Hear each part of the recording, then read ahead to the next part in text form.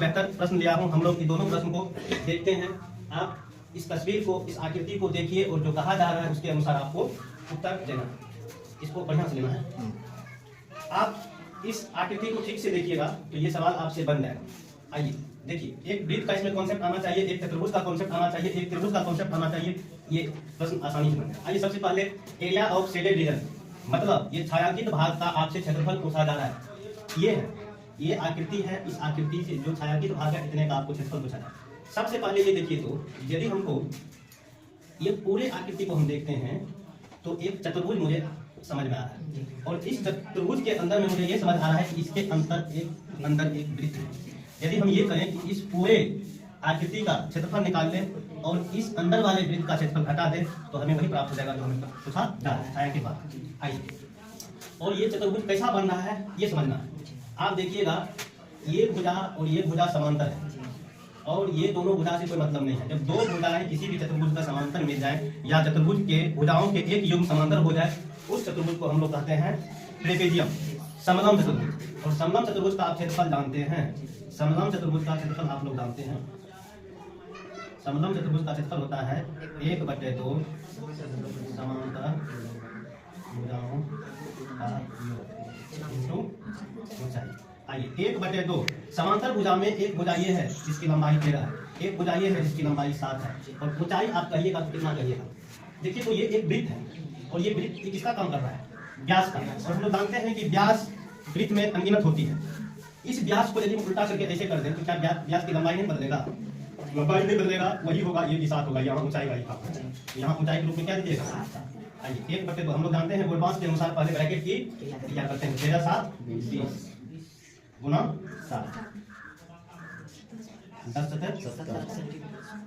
70 centimetre square. आप बताइए किसका क्षेत्रफल निकला है? पूरे का निकल गया। आप बताइए इस एरिया को आप क्या कहिएगा? वृत्त, और वृत्त का क्षेत्रफल आप लोग जानते हैं क्या होता है? Pi square. पाई का मान 22/7। कुछ नहीं कहा जाए तो 22/7 दे देना होगा। आर की जगह आप क्या दीजिएगा? 7 गुना 7। क्या दीजिएगा?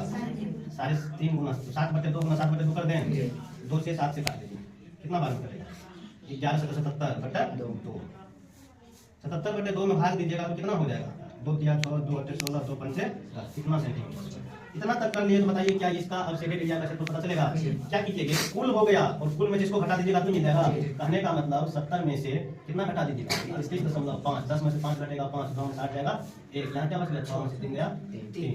31.5 सेंटीमीटर स्क्वायर इस शेडेड एरिया का, शेडेड रीजन का एरिया पता चल गया। आइए अब हम इस दूसरा फिगर को देखें। इस फिगर में इस आकृति के अंदर जो एरिया बना है उस एरिया का आपसे क्षेत्रफल पूछा है। प्रोसेस यही करना है। आइए देखिए, तो क्या करते हैं कि ये कोण 90 डिग्री है और ये कोण 90 डिग्री। ये दो कोण के बारे में पता है।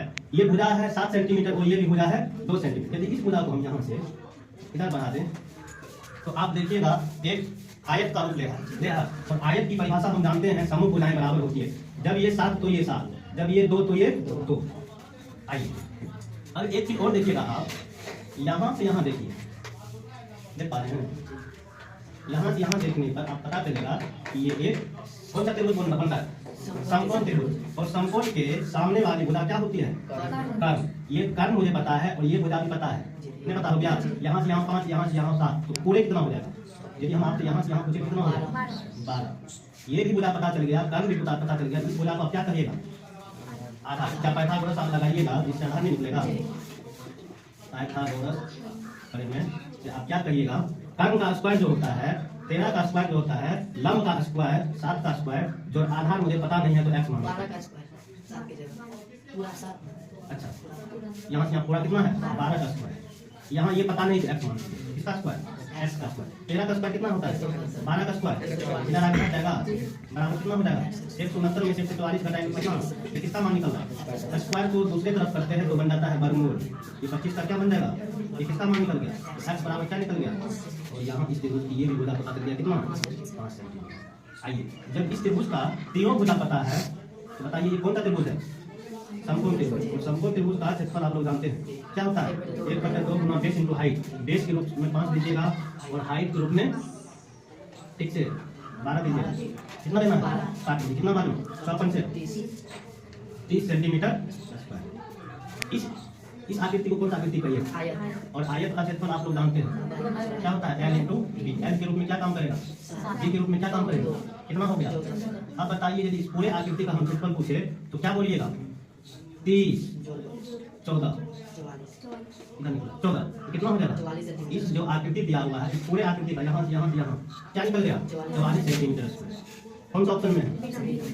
बताइए ये इस आकृति को आप लोगों ने देखा होगा, जो देखने वाले मेरे फेसबुक के दर्शक हैं, श्रोता हैं, उन्होंने बहुतों ने ये खुद से भी कर सकते हैं। जिन्होंने पहली बार इस दिमाग में इसको नहीं आया कॉन्सेप्ट, वो नहीं भी कर सकते हैं। और मैंने इसका सॉल्यूशन दिया हूँ, इजी दिया हूँ और कोशिश किया हूँ अच्छा देने का। यदि आप लोगों को ये कॉन्सेप्ट समझ में आता है, ये लॉजिक समझ में आता है, तो इस वीडियो को ज़्यादा से ज़्यादा लोगों में शेयर कीजिएगा। धन्यवाद।